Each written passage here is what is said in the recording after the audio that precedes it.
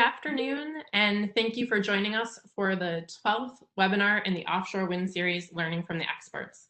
I'm Kate McClellan-Press, Senior Project Manager with NYSERDA's Environmental Research Team, and it's my pleasure to be joined by today's experts, Emily Shumchenia with the Regional Wildlife Science Entity and the Northeast Regional Ocean Council, and Lyndie Hice-Dunton with the Responsible Offshore Science Alliance, who together will be giving a joint presentation on regional collaboration on wildlife and fisheries research. Before I introduce our first speaker, a few reminders for participants and some background on the webinar series. Next slide, please. Firstly, if you are experiencing any technical issues, please contact Sal Graven at the email address on the bottom of the slide.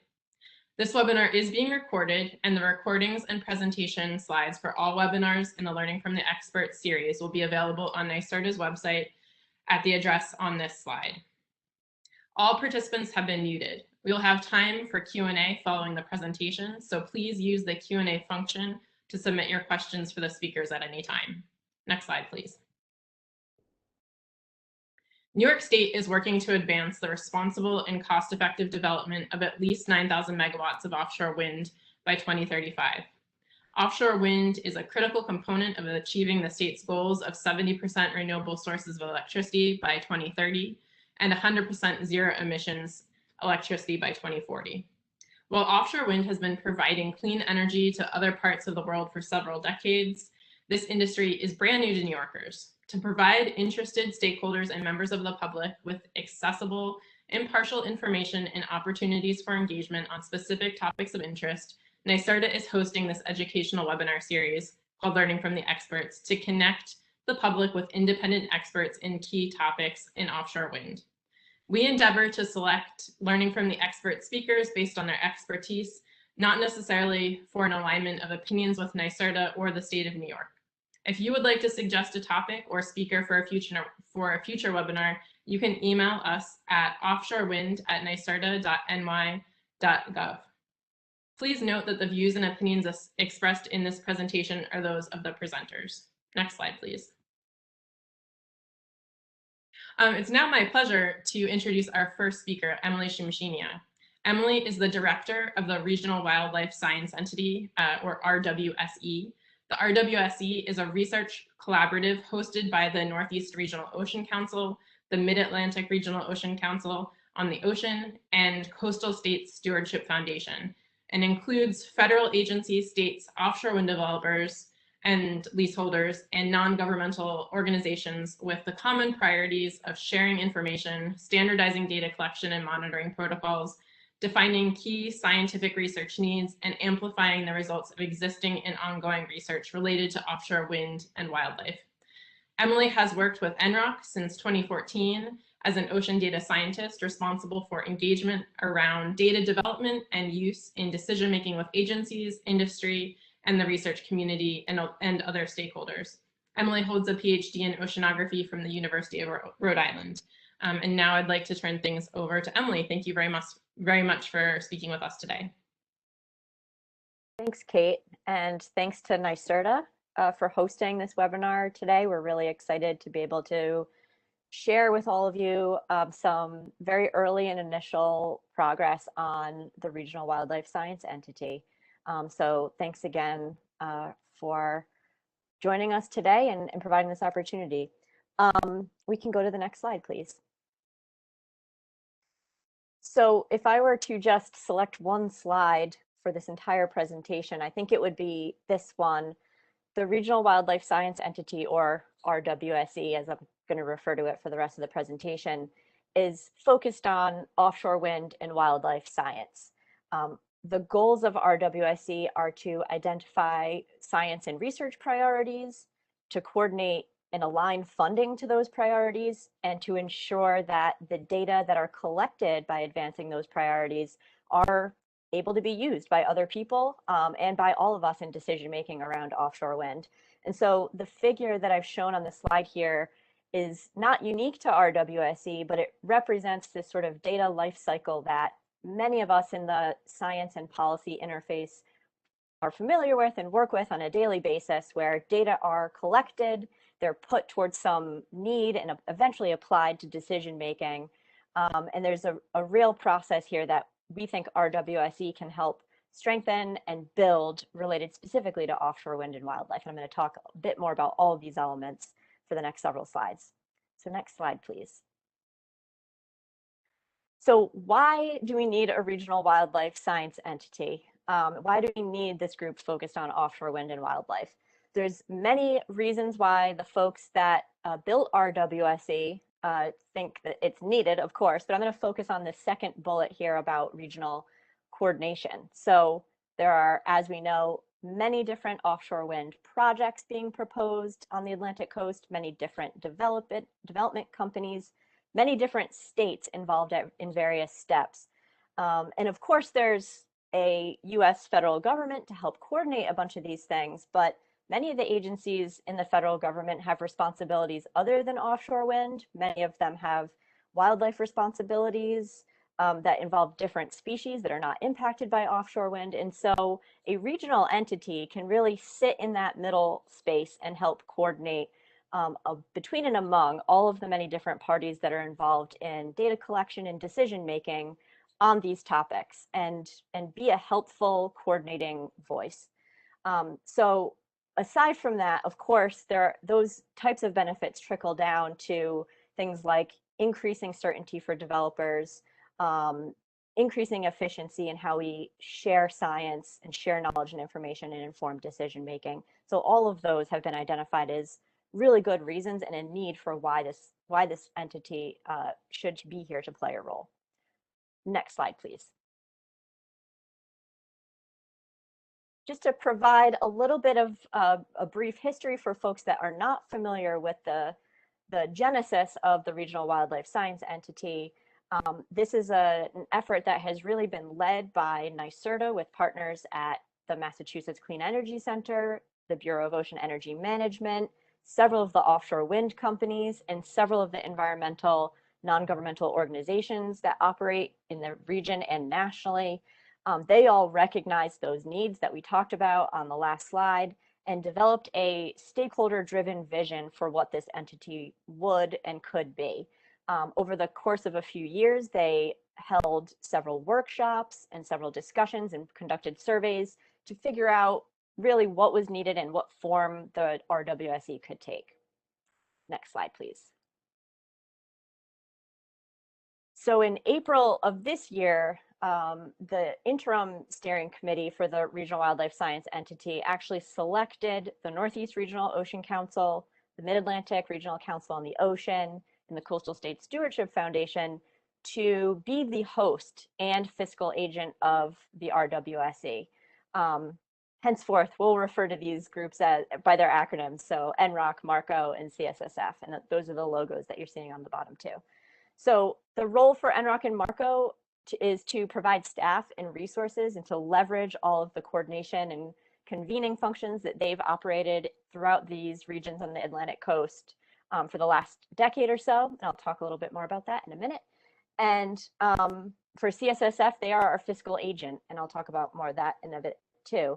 But really, functionally, we were able to kick off and launch RWSE as host and fiscal agent in July of this year. So we're a brand new organization. We're in just the first few formative months of the entity. And so what you'll hear for the rest of the talk is about our structure, how we intend to continue to stand up this group and build it over the next several months, and what some of our near-term goals are. Okay, next slide, please. So just a bit more about NROC and MARCO. If folks are not familiar, these entities were formed by the governors of their respective regions about a decade ago. They are the regional ocean partnerships in the geographic area of interest for RWSE. So there are other regional ocean partnerships on the West Coast and the Gulf of Mexico as well. NROC and MARCO are the regional ocean partnerships for the Northeast and Mid-Atlantic. And together and separately, for the last decade or so of our existence, we've been doing these major functions listed below in the region. So coordinating and convening and engaging the various agencies and groups that tailor their missions and goals towards ocean management and ocean policy. NROC and MARCO take on fundraising, managing projects, facilitating data and information exchange, and CSSF, as I mentioned, is really that administrative piece to all of this. They provide fiscal and legal oversight, and they do a lot of the administrative functions of contracts and grants administration, and they'll be playing that same role for RWSE as well. Next slide, please. So to dig a little bit more into NROC and MARCO and those functions, all of those sort of just generic terms on the previous slide, what you may know most about NROC and MARCO is their data portals. So in the Northeast, it's the Northeast Ocean Data Portal, and for MARCO, it's the Mid-Atlantic Ocean Data Portal. And these are hubs of information about data for data products relating to ocean uses and ocean resources throughout both regions. In order to develop these data products that are on both portals, NROC and MARCO have spent countless hours, years engaging with the data providers, so folks from federal and state agencies, the research community, and as well as other experts in NGOs and in industry who know the data well, provide the data, and can interpret the data and help us develop these data products that represent those footprints of ocean activities and uses. And so through this work, over the past many years, NROC and MARCO have built these relationships with all of these stakeholders who also happen to be the stakeholders for RWSE. And where there's a pretty good overlap and intersection is particularly on the topic of marine life, which I'll talk about in a little bit. But NROC and MARCO hold vast libraries of marine life data that they've developed over the past decade that most certainly will pertain to the work of the RWSE going forward. Lastly, to note on the slide here, I've shown the logos for NERACOOS and MARICOOS. The regional integrated ocean observing systems, and in this case, for the Northeast, it's NERACOOS, and for the Mid-Atlantic, it's MARICOOS, are also very close partners of NROC and MARCO, and we expect that they will also play similar roles in RWSE as providing the meteorological and oceanographic data that form a lot of the context and background for how we interpret wildlife data and marine life data and try to understand change in the ocean environment. Next slide, please. So with that as background, the functions of NROC, MARCO, and our partners, we feel very well positioned to take on this mission of RWSE and work together with all of those individuals and components to really strengthen and build this particular data lifecycle for offshore wind and wildlife. So this slide is simply restating and reframing that RWSE mission as really being centered around information exchange, knowledge building, and of course, how it relates to data management, and data dissemination and communication. Next slide, please. So who really are RWSE? What are the different components here? So this is a busy slide. Let's begin in the middle of the slide under the title that says Sector Caucuses. So these 4 boxes, federal agencies, state agencies, NGOs, and offshore wind companies, represent the 4 main stakeholder groups that came together and understood that vision for RWSE and really built it and created or articulated the need for it and then generated a vision for it. We also call these groups sector caucuses. So each sector caucus will also elect members to an RWC steering committee. That's now moving to the left of the diagram. So there will be a 12-member steering committee that has equal representation from the 4 sectors. From April until now, we've been operating with an interim steering committee, and the entities involved in that have been on a volunteer basis. They're listed here on the left, and they're really helping us solidify this governance structure and do a lot of the initial startup activities needed to get RWSE underway. So the role of the steering committee going forward will be to help implement the mission of RWSE. The sector caucuses will inform that from a broader context from each of their caucuses' perspective and provide information about their own priorities and their own activities in the offshore wind and wildlife realm. And then the real workhorses, as I call them, of RWSE will be these subcommittees that you see listed on the right. These are expert subcommittees. They relate to different marine life or wildlife taxa. So we have marine mammals, sea turtles, birds and bats, protected fish species. This will be important later when we hear from Lyndie and Rosa. Habitat and ecosystem, and cross-cutting or data management topics. So we expect that these subcommittees will be composed of research community, scientific experts, technical experts who can really tell us how to implement the mission of the RWSE, what methods should be used to monitor and collect data related to wildlife, what study designs should be considered, where will the data go, how will people have access to it, how do we interpret it, how do we understand if change is occurring or not. These folks will really help us build that level of understanding for each of these taxa, each of these groups or topics. And it's intended to be flexible and responsive to whatever issues might arise. So if it turns out we need a special committee for just one particular type of data, or tracking data or satellite tagging data, then we will develop a subcommittee to address that specifically. But for right now, in our RWSE vision document and our foundational documents, we've seen the need for at least these, and we're looking forward to setting up several this fall. And I'll talk a little bit more about that in a minute too.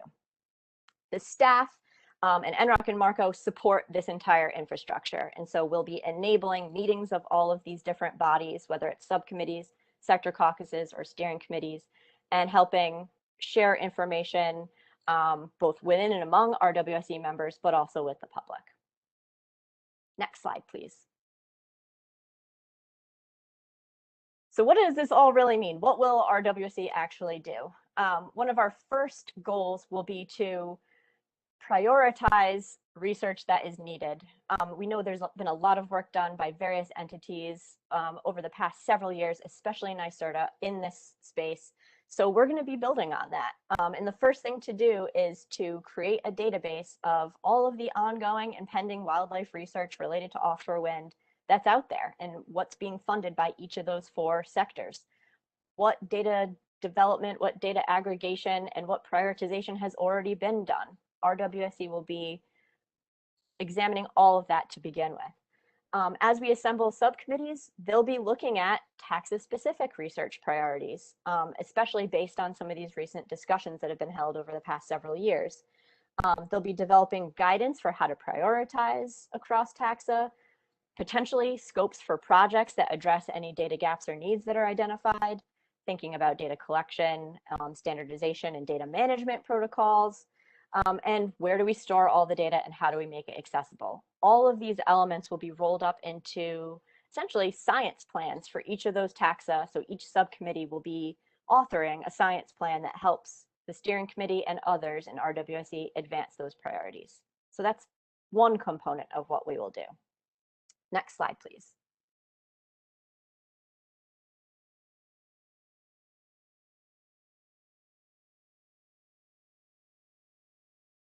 Oh, one too far. Thank you.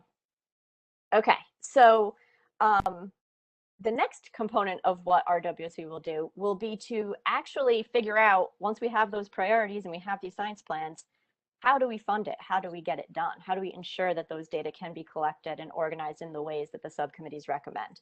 So we'll be assisting in scoping out projects, facilitating discussions with all of the sectors and folks in the region who can provide funding or help facilitate funding, coordinate various pools of funding to achieve research objectives, actually manage the projects and track the projects, and then make those data available, make the results of those studies available to the research community and to the public. All of this will be accomplished by regularly communicating within all of the different entities and components of RWSE, and ensuring we're making progress on a regular basis and taking stock of that on a regular basis. So the 2 different parts are the planning component, where we identify priorities, and then the implementation part, where we actually look to match funding available to those priorities.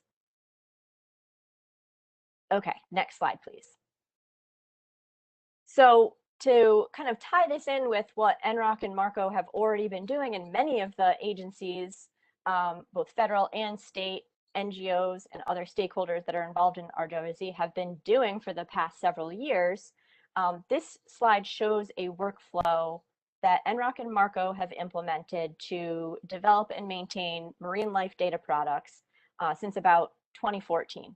And so you can see it's taxa-based, so there's different workflows and different individuals involved depending on what wildlife species or species group we're talking about. This is very similar to the RWSE approach of focusing on taxa. And we're looking at different parts of that data life cycle as well. So far, NROC and MARCO have relied on partners to implement the data collection, the standardization of data, and the monitoring components of this. And NROC and MARCO have worked with a variety of partners to do the synthesis and data product development. So we see very similar roles for RWSE going forward. Next slide, please. Where we can essentially bring the two components of that data lifecycle together by combining our existing work with the NROC, MARCO Marine Life work groups and the RWSE subcommittees. So the purpose of this slide is to demonstrate that we know there's a lot of this going on already in various aspects of the region with various groups, and we want to leverage all of that, build on it, and not duplicate efforts. So where it makes sense for conversations about offshore wind and wildlife to take place under RWSE, we will advance those under RWSE. And if there are other issues related to marine life data development and management, those can continue to take place under NROC, MARCO Marine Life work groups.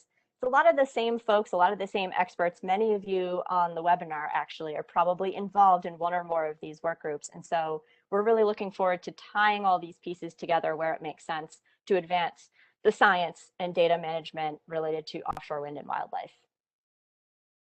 Next slide, please. So to just start to wrap up here with some quick summary of our recent and upcoming activities. As I mentioned, we've just gotten underway building RWSE earlier this year.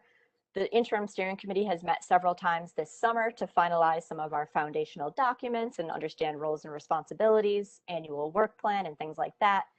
This fall, we'll be convening meetings of each sector's caucus to introduce ourselves as host and hear from each caucus how they would like to convene and what their expectations are for RWSE. The interim steering committee has also identified several subcommittees that are very high priority to get started right now. And I mentioned these were highlighted on a previous slide. They are marine mammals, birds and bats, habitat and ecosystem, and cross-cutting. And I've kind of put some notes in here where there's opportunities to coordinate with ROSA, which we'll talk a little bit more about after Lyndie's talk. But you all may already be thinking about how, you know, the ocean ecosystem is one big thing. And just because there are wildlife and fisheries groups, that doesn't mean that they're disconnected. And we're already thinking along those lines too. So we're excited to share some initial thoughts with you about all of that. But I've highlighted those places here where we know there is overlap that exists and we have opportunities to coordinate together. Next slide. Just a real world example of RWSE at work already. You can visit both of the data portals right now, either the Northeast Ocean Data Portal or the Mid-Atlantic Ocean Data Portal, and view a schematic for a regional passive acoustic monitoring network that has been built by, it's led by NOAA, Northeast Fisheries Science Center, Passive Acoustic Monitoring Program, but with input from a variety of stakeholders on some workshops earlier this year.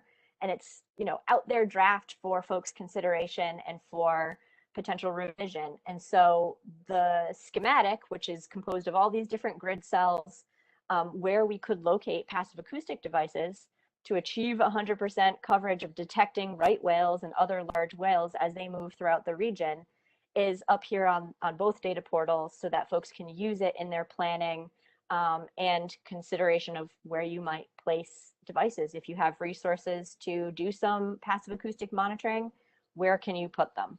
And so we're in the process now of supplementing this map with maps of where passive acoustic monitoring is actually happening already right now.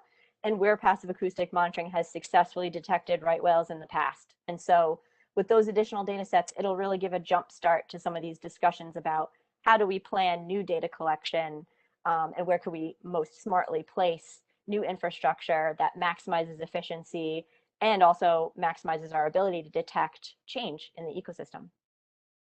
So it's just a nice example I want to share with you all. And we can go to the next slide, please.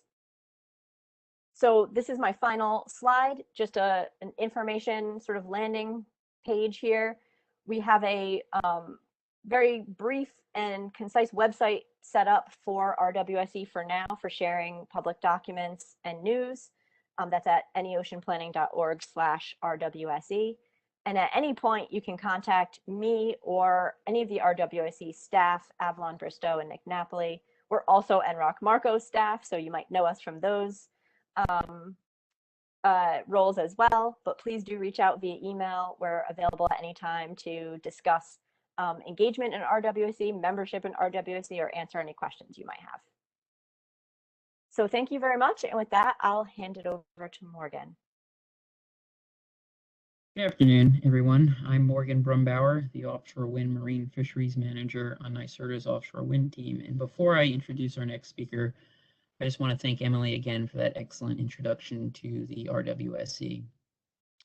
It is now my pleasure to introduce Dr. Lyndie Hice-Dunton with the Responsible Offshore Science Alliance, also known as ROSA. Lyndie is the Executive Director of the Responsible Offshore Science Alliance, which is a partnership formed by fishermen, offshore wind leaders in collaboration with U.S. federal and state management experts to enhance scientific understanding necessary to support the coexistence of wind energy development and sustainable fisheries.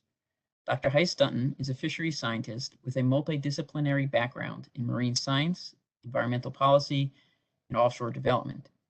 Lyndie's offshore wind efforts have allowed her to work closely with state and federal regulatory agencies, the fishing industry representatives, and offshore wind developers to identify best science-based approaches that improve our understanding of the effects of offshore wind energy development on fisheries and ecosystems.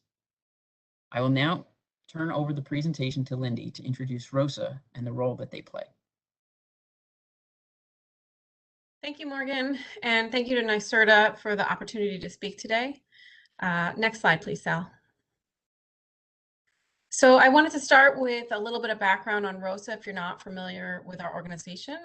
And some of this you will notice is kind of parallel to what Emily explained with the kind of setting up of the RWSE and the reasons why that organization was formed.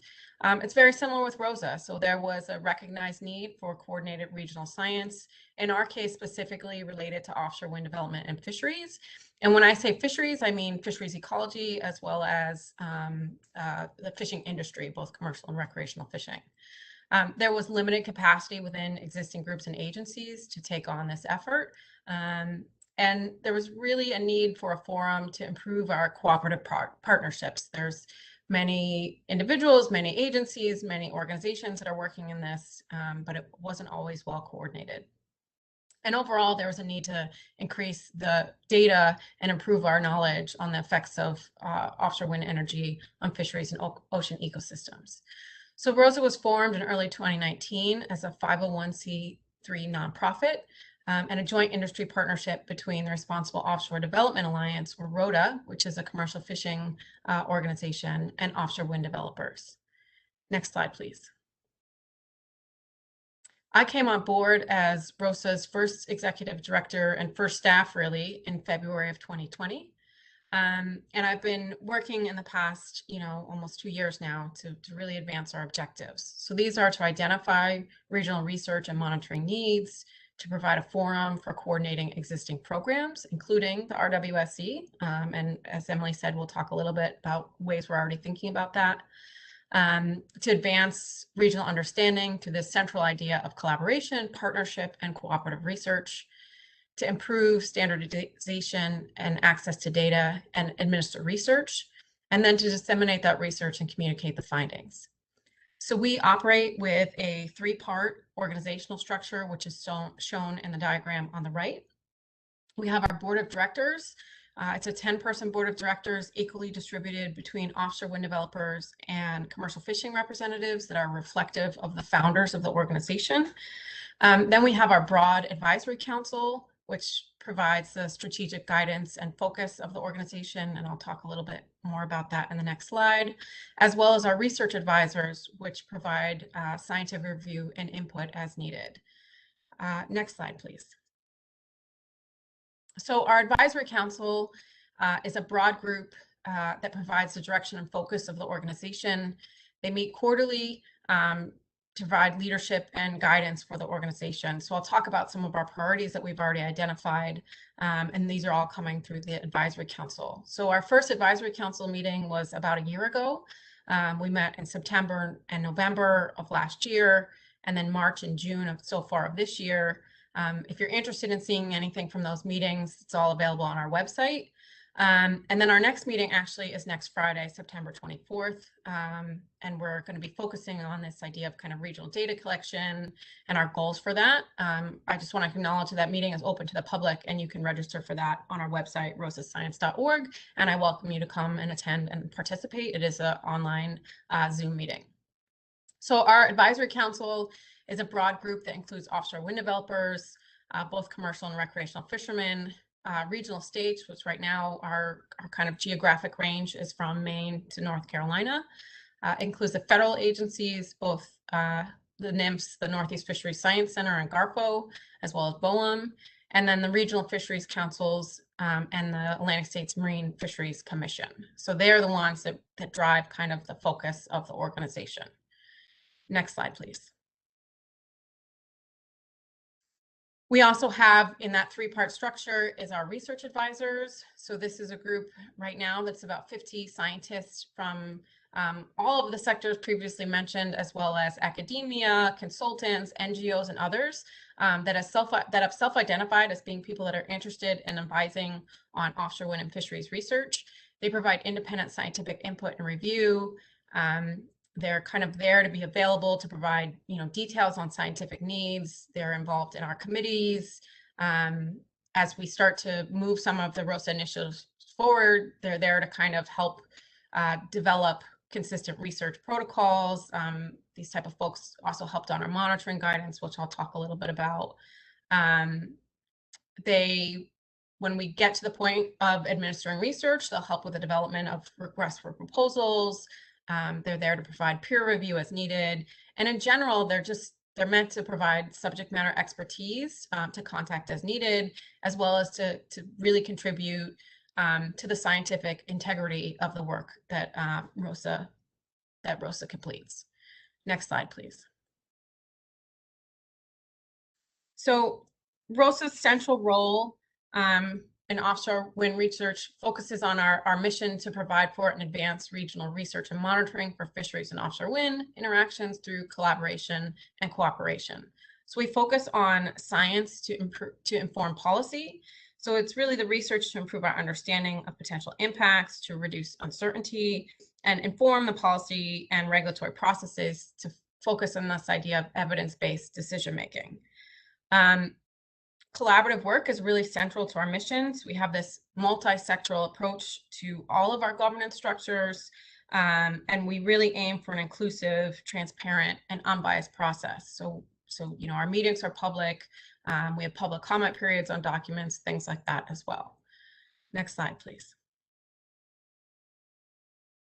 So there's, certain ways that we've been approaching fisheries research and monitoring related to offshore wind. So things like, developing guidance and tools and templates. I'll talk about our monitoring plan that we recently released. Things like, one of the things that we're focusing a lot now and that we'll talk about in our next advisory council meeting is things like data management, data sharing. There's kind of project or issue specific research and monitoring. These are things like, specific baseline data needs, near-term research, ways to improve kind of coordination and communication, and then the broader kind of integrated regional research and monitoring. So these are things like cumulative impacts on socioeconomics, implications to scientific surveys, or development of innovative research tools. So for example, there's concerns right now of the potential of structures in the water interrupting the long-term trawl survey that NIMS manages. And so this is also kind of integrated in some of these ideas of innovative research tools. So whether it's, developing or piloting newer and novel techniques like camera surveys or eDNA, or thinking about ways to kind of standardize gear as we do our surveys moving forward. Next slide, please. So I wanted to just mention a few recent projects that we've been working on to kind of advance these collaborative efforts. So one is the synthesis of the Science Symposium on Fisheries and Offshore Wind and the related white paper that is being developed now. So this is led by ROTA through the partnership of ROTA, NIMS, and BOEM through their MOU. ROSA was part of the planning team for the symposium that happened in fall of last year, and are also helping work on the development and the review of the white paper as that moves forward, and that should be hopefully coming out sometime this year. We're also members of the International Council for Exploration of the Sea, or ICES, working group on offshore wind development and fisheries. So that group just started in 2020. We had our second meeting in June of this year. Brings together expertise from the US and Europe to talk about offshore wind and fisheries in particular. And there was a workshop in March specifically focusing on socioeconomic implications, which I was involved in as well. And then we had the monitoring guidance that we've developed through ROSA. It started through an interim fisheries monitoring working group, because this was formed even before our advisory council, and helped develop monitoring guidance for offshore wind development and fisheries. Next slide, please. To give a bit more detail on this monitoring guidance, it began in June 2020 to address a need identified by NOAA Fisheries. And it builds upon existing BOEM guidance and member expertise to really highlight best practices and elements to help improve future monitoring plan submissions. So although there's guidance from BOEM out there on developing monitoring plans for offshore wind and fisheries, there's some room for interpretation.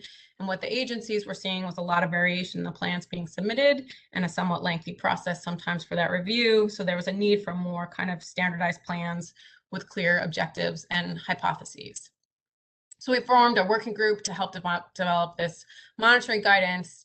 We had a broad public comment period. And then after that, we had follow-up calls with the agencies to ensure that the document aligned with existing regulatory standards. This review process actually led to an overall kind of reorganization of the document. When we set out, we had a really short timeline. We wanted to work on it for a few months and come up with kind of a template style kind of document. And what we ended up with was something that was a lot more comprehensive and more of a framework for how you develop monitoring guidance. And I should note it's considered a living document. We intend to regularly update that, but it was really our first step of many to improve our regional coordination for research and monitoring.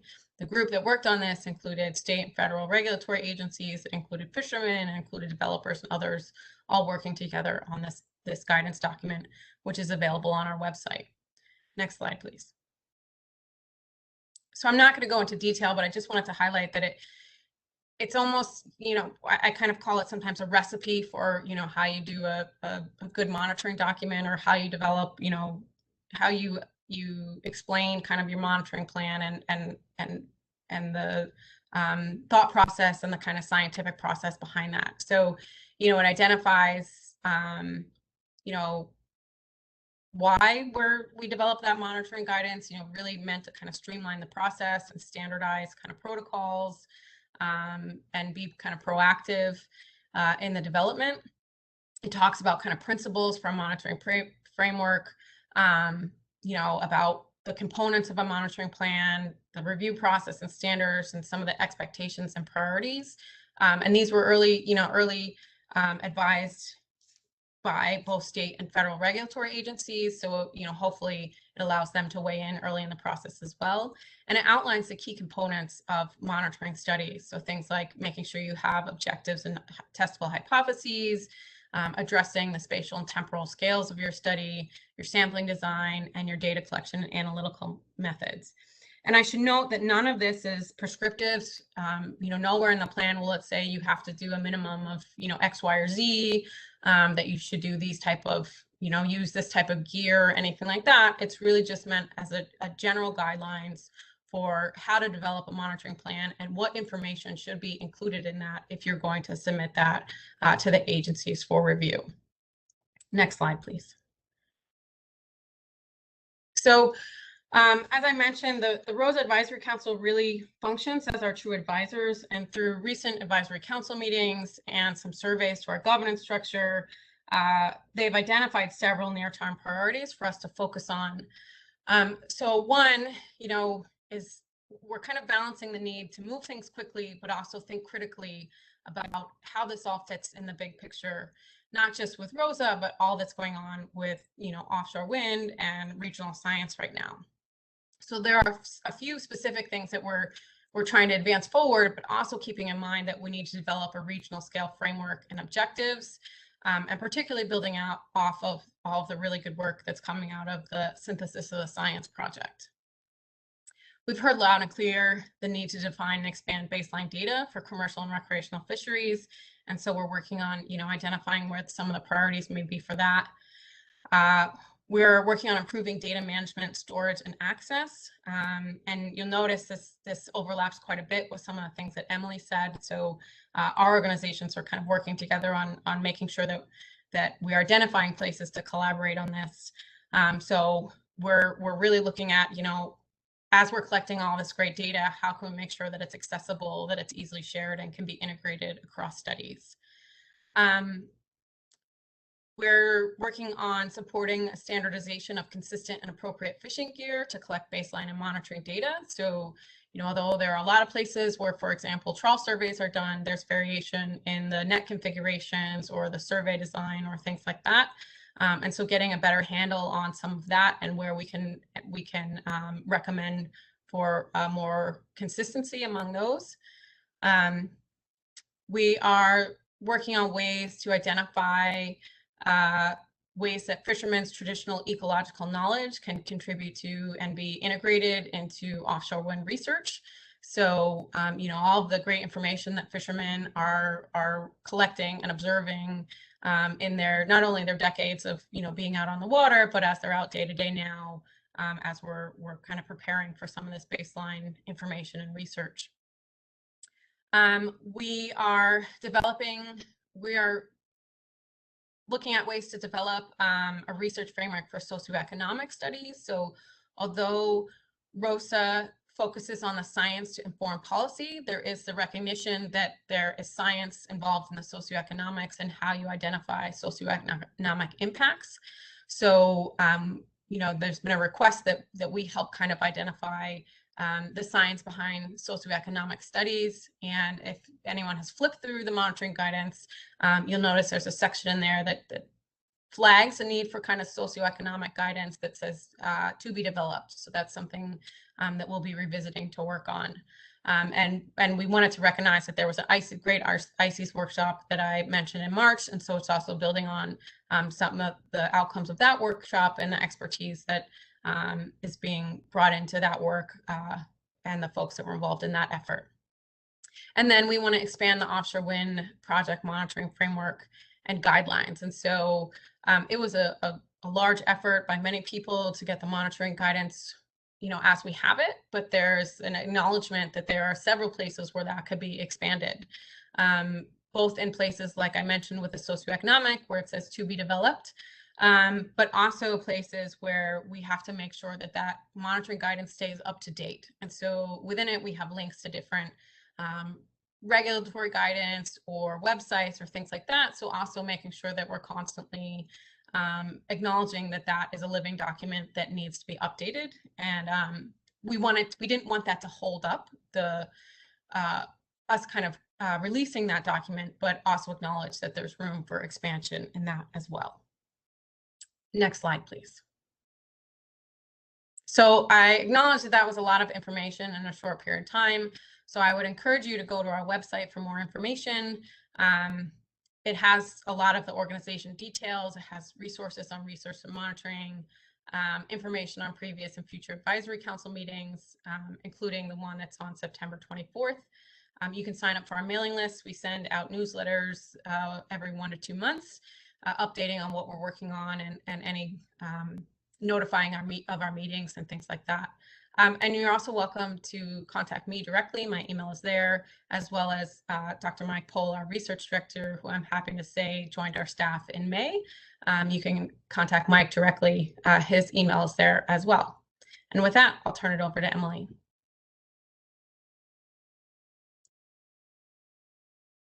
All right, thanks, Lyndie. We could go to the next slide. Since you've heard each of us pepper some clues about the other's organization and how we might work together throughout our presentation. So we wanted to close out our presentations today with just a few additional slides. There's just 3 or 4 more that directly address the overlap and potential coordination between ROSA and RWSE. So I'm going to kick us off and I'm going to hand it over to Lyndie to close us out. So we're going to address the following questions. How are we similar and different? How will we collaborate? What can stakeholders expect from us? And how will we communicate going forward? So next slide, please. How are we similar and different? You heard from each of us. We have these great stakeholder-driven governance models. They're slightly different stakeholders in each of our cases, but the governance of the organizations are entirely stakeholder-driven. We both support, coordinate, and encourage regional science and monitoring. And obviously the thematic overlap between us is this concept of offshore wind and the ocean ecosystem or ecosystems. ROSA is just set up a little bit differently from a nonprofit structure perspective. RWSE is a more loose research collaborative, informal. ROSA obviously focuses on fish and commercial and recreational fisheries, whereas the focus of RWSE is on wildlife, which, as you heard some of my examples, you might gather, it's mostly protected species like whales, sea turtles, birds, both seabirds and any terrestrial birds that might enter the marine environment, among other things. So we have these different sets of stakeholders. We also have different sets of management and regulatory context by which these data will be interpreted, by which research will be conducted and feed into decision making. And so those are important distinctions that are enough for us to keep the organization separate and work on our objectives a little bit separately for the most part, but come together where it makes sense. So in the next slide, I think I'm handing it back over to you, Lyndie. I think you're right. Next slide, please, Sal. So I think Emily and I both mentioned this in our talks, but we've already been talking about ways that we can collaborate. And so, although we recognize there's different stakeholders, different regulatory contexts, things like that of the work that we do, we also recognize that there's several places where our interests overlap and, it's valuable for us to collaborate. So, some places that we've already identified are on the development of consistent approaches to science. So things like study design, data collection, data management. And, Emily and I both touched on those things in our presentations, and it's something that we're actively working on, ways that we can collaborate on those. We also cover kind of focal species that share ocean habitats. So looking at ways to collaborate on, habitat characterization, predator-prey relationships, those type of things. For me, the one thing that always comes to mind is things like forage fish issues. Obviously those overlap, things like North Atlantic right whales. So although obviously that's a key topic for the RWSE, it's one that's important for ROSA as well, not just from an ecological context, but that's another one that overlaps with fisheries regulations and impacts on fisheries as well. So we're recognizing there's plenty of places where we can also collaborate and trying to be proactive to identify those as we both move forward. Next slide, please. So not long after Emily picked up the director role in RWSE, she reached out to me for us to start talking. So we both, Emily and I and our staff, we meet monthly to ensure that we're coordinating, being aware of what our groups are working on and including each other kind of where it's appropriate in our activities. We're also making sure we kind of, think of that idea of there's a small but focused group often that works on these things. So trying to coordinate the timing of our meetings and our projects to be respectful of people that are involved in both our efforts, identify places that can benefit from collaboration, you know, and how our staff or committees or consultants and others can produce the best outcomes of the work that we're doing, and make sure that we have frequent communication with our stakeholders. Next slide, please.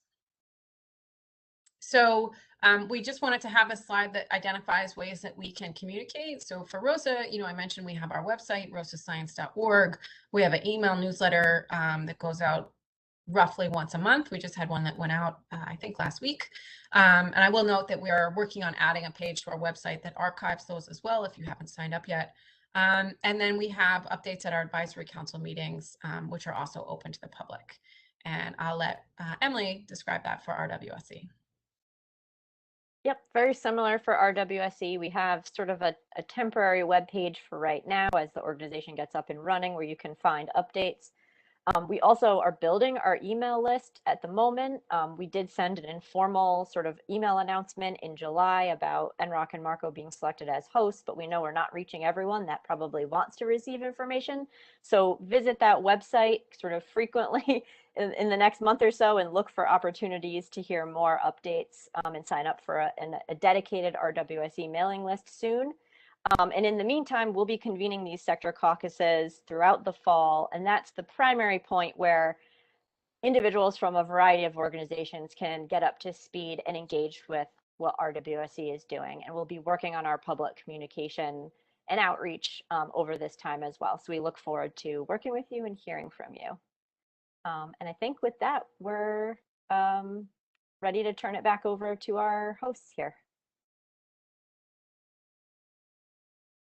Hi, folks. Thank you, Emily and Lyndie, for those very excellent presentations. I just want to remind folks to use the Q&A function if they have questions they would like to ask. And as those come in, maybe we can start with kind of an overarching question for both of you. What are the current opportunities and benefits to collaborative science, and how are we implementing kind of lessons learned from overseas between governments, industry, whether that be fishing or developers, academia, NGOs, with regard to offshore wind development? I can jump in first.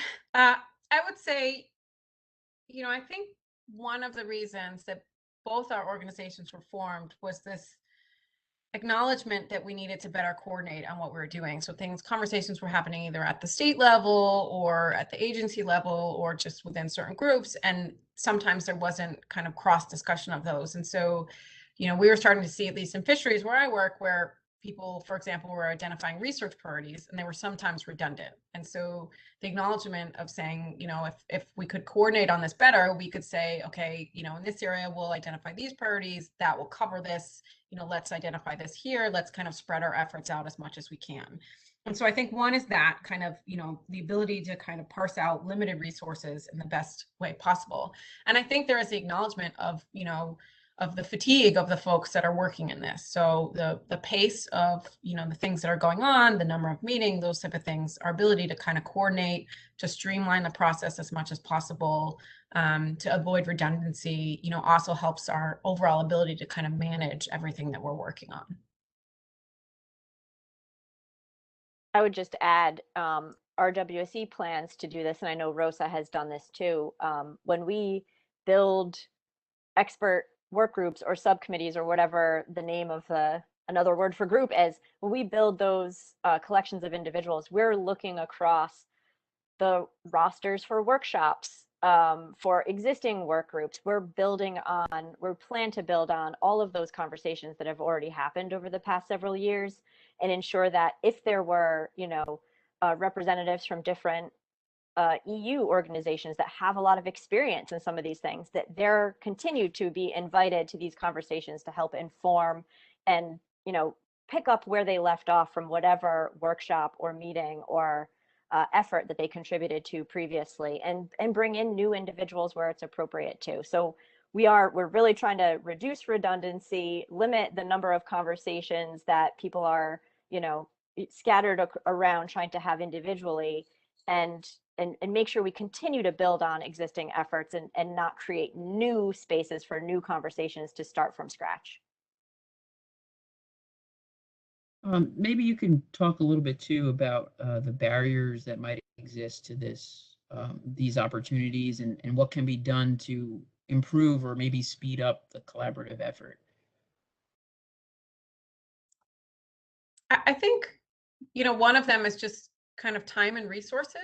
I think everyone is pulled in a lot of directions these days, so both kind of time of the folks that you would like to have their expertise to weigh in on things, and then the resources, whether it's research funding or, our kind of ability to have meetings or those type of things. So I think, this acknowledgement that the collaborative process is meant to kind of streamline things, but initially it can be slow. So if you want people to weigh in on something, that takes time. So our monitoring guidance, for example, I think it was over a month that we had it open for a public comment period, right? So it was great because it changed the guidance document.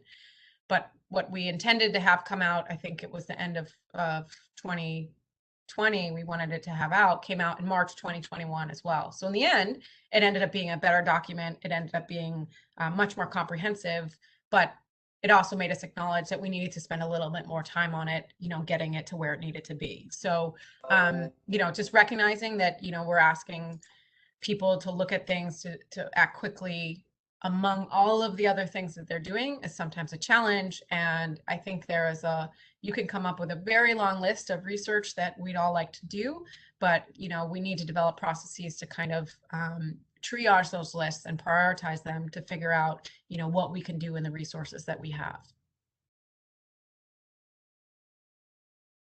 Completely echo it. Time is the challenge.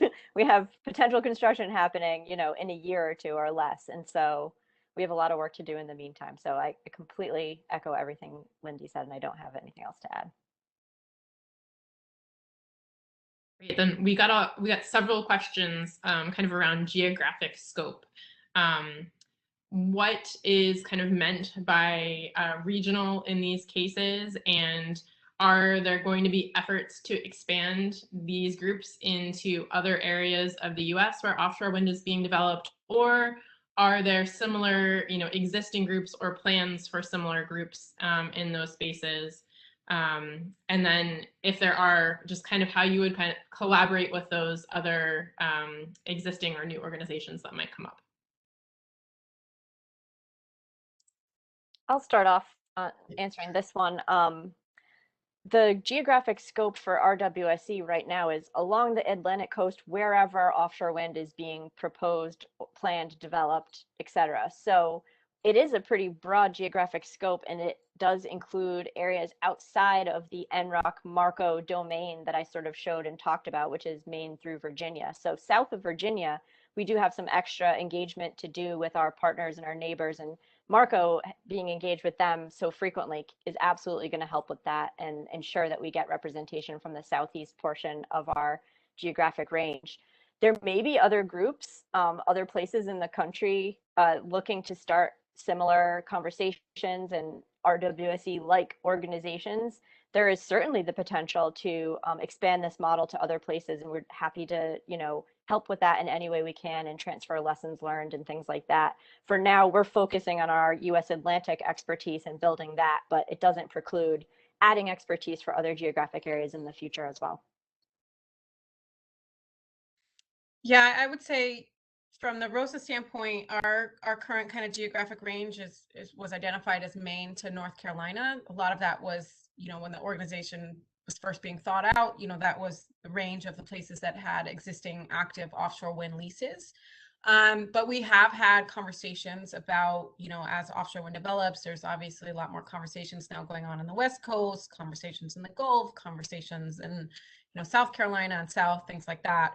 I think, my vision would be, this idea of to avoid redundancy, like I'd love to see us expand or to have, multiple chapters or things like that. I've talked to some folks on the West Coast, and there's the acknowledgement of, you may be dealing with different species or different issues, but the central ideas are the same. And things that we've developed, like our monitoring guidance, is not prescriptive in terms of the species that you're looking at or anything like that. It's just kind of how you do good science. And so rather than reinvent those things, we'd rather see it kind of expanded through the existing efforts that so many people in this region have put a lot of effort to. So, I stepped in 2020 as the executive director, but there had been people that have been working on these ideas for years before, I was even here. So they put a lot of time and effort into forming these organizations, and it'd be great to just see them expanded to other places. We're actually at 2 o'clock, but we've got several other really interesting questions, and if it's okay to stay on for maybe 1 or 2 more, we'll ask a couple of follow-ups. So we have a question about how you would ensure that the research interests of traditionally marginalized groups are being heard and executed on.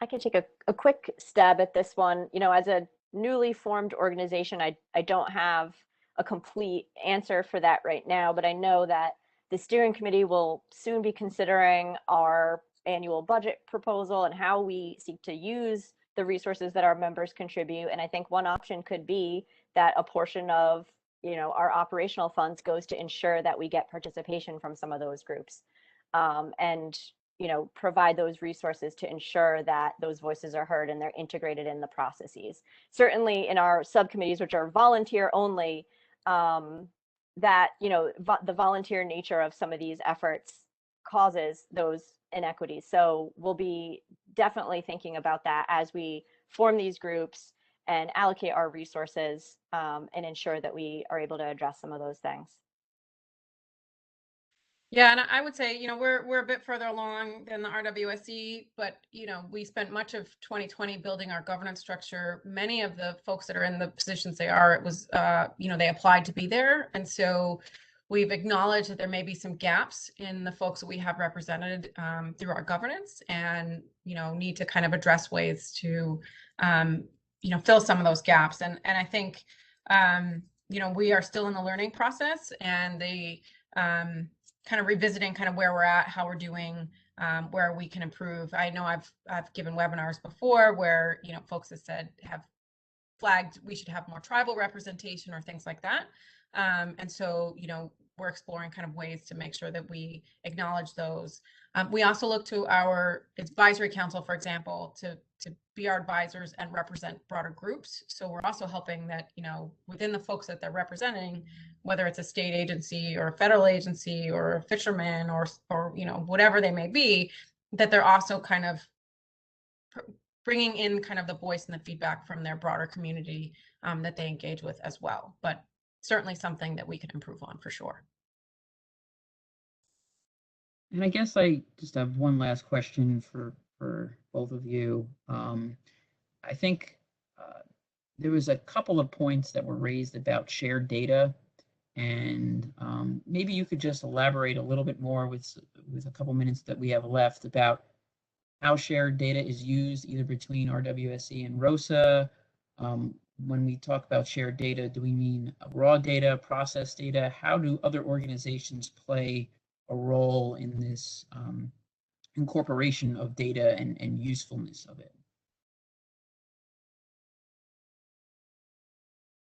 I can start off with an answer on that one. So, of course, all my answers are going to be prefaced with RWC has just started. So I'm going to point to an example from some other work that we do that will feed directly into RWSE, though.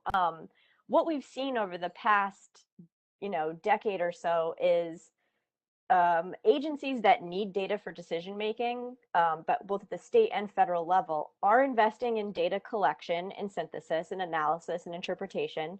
And then they actually receive those data sets back when a project proponent, submits a construction and operations plan or something. So it's in everyone's benefit to continue to fund data sets and data development, data storage, management, and all of those things, because it means that the agencies who do the review are going to get their information, sent right back to them in the form that they expect it, in the form that it's useful, and that directly answers the questions that they need answered. So when we're talking about that data life cycle, I think that's what we're envisioning here. And maybe that doesn't speak directly to the question about how we will functionally share data. There's a number of different platforms to do that, and Lyndie can talk about ROSA's efforts to explore some of those right now. But in terms of, conceptually, what the concept is, I think that's the vision, is that everyone is invested in good data, and it eventually comes back around to benefiting everyone in decision making in a number of ways. And so for RWSE, and I would think for ROSA too, I think it's a really high priority on our list to ensure that that continues and there's predictability in that, and that makes processes run more efficiently and things move faster, which addresses one of our main challenges of time. So I think it's a pretty big linchpin. Yeah, I mean, I would agree with everything that Emily said. So we're working on this now with ROSA, and like I said, that's going to be one of the focuses of our next advisory council meeting. But it's really easy to say that we're going to share data. It's a lot more difficult in practice. So, for example, any research that's funded by a state or federal agency has a requirement to make that data available. How to actually get access to that in a way that can be used by a scientist to do a integrated study or what have you can be challenging. Sometimes it's just finding the contact information of the PI, reaching out to them, then they have to kind of clean it up and send it to you and package you. That could take, months sometimes. On the flip side, there's offshore wind developers and others and researchers that are collecting a lot of great data that are willing to hand that over, but don't know where it should go. And so we have a contract, RPS is working with us right now, just looking at the state of play of the type of data that's collected, particularly related to offshore wind and fisheries, and where that might go, and the types of fields that might be included and things like that. It's actually modeled off of the great work that NYSERDA did with BRI on wildlife data, and to answer this question for some of the research that's coming out of NYSERDA's research funds. So it's one of those things that it's a really great idea in practice. The practicality of doing that can be slow and difficult, and we're working to improve that for sure. So thank you both. I know we went a little over time, but we appreciate you taking the additional time to answer all of these questions. And just want to thank folks for joining today for this Learning from the Experts webinar. And just a reminder that the webinar recording and presentation slides will be available at nyserda.ny.gov/osw-webinar-series. And our next webinar will be announced soon, so please be on the lookout for an email in the coming weeks. And also check out our events page at wind.ny.gov, and please register for future webinars through this page. Additionally, if you have requests for future topics you would like to hear about in this series, please email us at offshorewind@nyserda.ny.gov. Thank you again, everyone, for joining us today, and see you next time.